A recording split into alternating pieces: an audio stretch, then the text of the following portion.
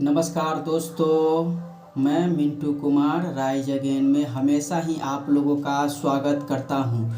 तो आज हम जिस टॉपिक पे बात करने वाले हैं उस टॉपिक का नाम है देवों के देव महादेव यानी कि भोलेनाथ।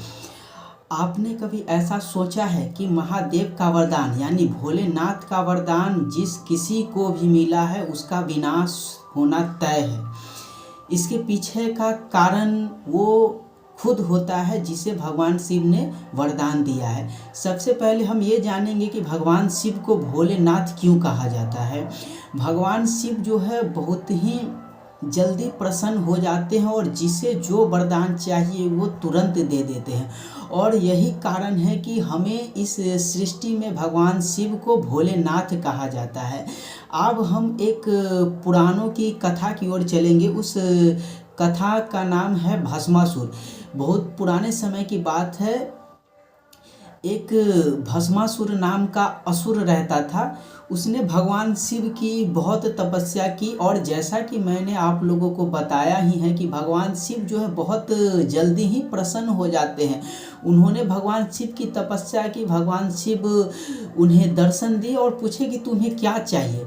तो भस्मासुर बहुत ही चालाकी से भगवान शिव से ये वरदान मांग लिया कि मैं जिसके भी सर पर हाथ रख दूं उसका भस्म हो जाए, वो जलकर राख हो जाए।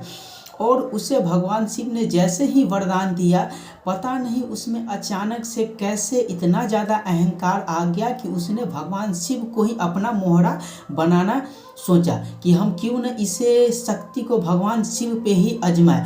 और यही उसकी सबसे बड़ी गलती थी। उसने जैसे ही सोचा कि भगवान शिव के सर पे हम हाथ रखते हैं, देखते हैं कि भगवान शिव का भस्म होता है या नहीं होता है। भगवान शिव बहुत ही मुश्किल से अपनी जान बचाकर वहाँ से भागे, क्योंकि जिन्होंने वरदान दिया अगर वो वरदान विफल हो जाता तो फिर वरदान का कोई मायने रह नहीं जाता। तो उसमें इतना अहंकार आ गया कि उसने भगवान शिव को ही सोचा कि क्यों ना हम भगवान शिव पे ही ट्राई करते हैं, और यही कारण है उसके विनाश का। तो हमें इस कहानी से ये सीख मिलती है कि हमें अगर कोई वरदान मिलता है या कोई शक्ति मिलती है तो हमें उसका उपयोग जो है सही डायरेक्शन में करना चाहिए, न कि किसी गलत डायरेक्शन में, न कि किसी के बुरे में, किसी को बर्बाद करने में। जैसे बहुत सारे एग्जाम्पल, रावण से बड़ा एग्जाम्पल तो मुझे नहीं लगता है कि कोई हो सकता है, और रावण से बड़ा शिव भक्त मुझे नहीं लगता है कि कोई हो सकता है।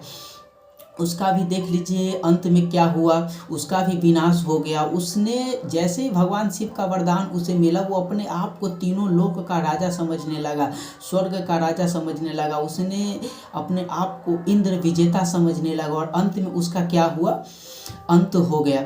तो हमें इस कहानी से यही सीख मिलती है कि अगर आपको या हमें किसी को भी अगर वरदान मिला हुआ है, अगर कोई पावर मिली हुई है, कोई शक्ति मिली हुई है, तो हमें उसका उपयोग जो है सही डायरेक्शन में करना चाहिए, लोगों की भलाई में करना चाहिए, न कि उसका दुरुपयोग करना चाहिए।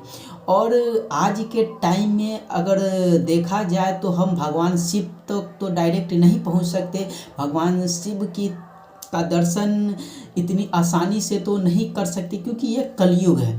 तो आज के टाइम में हमें भगवान से शिव भोलेनाथ से यह सीख मिलती है कि हमें किसी भी भोले भाले इंसान को धोखा नहीं देना चाहिए। अगर भोले भाले इंसान जो सच्चे दिल को हो, किसी पे जल्दी भरोसा कर लेते हैं और किसी के थोड़े से ट्रस्ट के लिए वो अपना सब कुछ न्यौछावर कर देते हैं, और हम अपने आप को बहुत ज़्यादा होशियार समझकर उस व्यक्ति को ठग लेते हैं।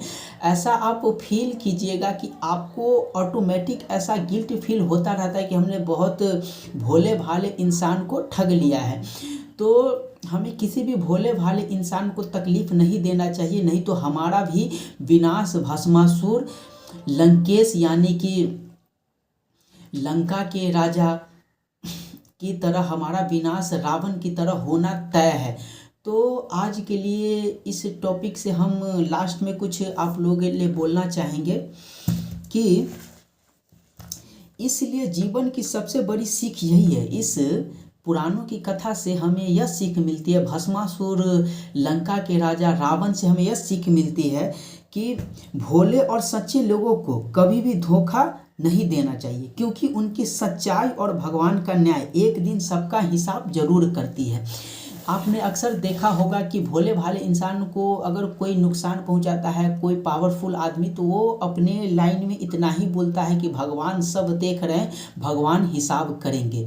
और इसका सबसे बड़ा एग्जाम्पल भोलेनाथ है। तो हमें यही सीख मिलती है कि हमें किसी को भी परेशान नहीं करना चाहिए। अगर हमें किसी शक्ति मिली है, यानी कि आज के टाइम में शक्ति का मतलब है पावर, पैसा, मान सम्मान मिला है, तो हमें किसी को भी, छोटे लोगों को है, जो गरीब है, उसे नुकसान नहीं पहुंचाना चाहिए, नहीं तो विनाश होना, हमारे अहंकार का विनाश होना तय है।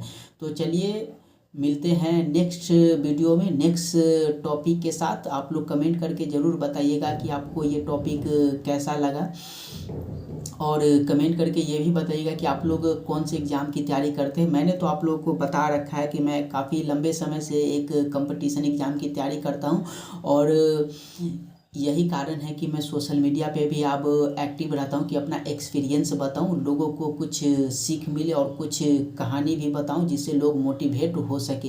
तो चलिए मिलते हैं नेक्स्ट वीडियो में। वॉचिंग के लिए बहुत बहुत धन्यवाद आप लोगों का।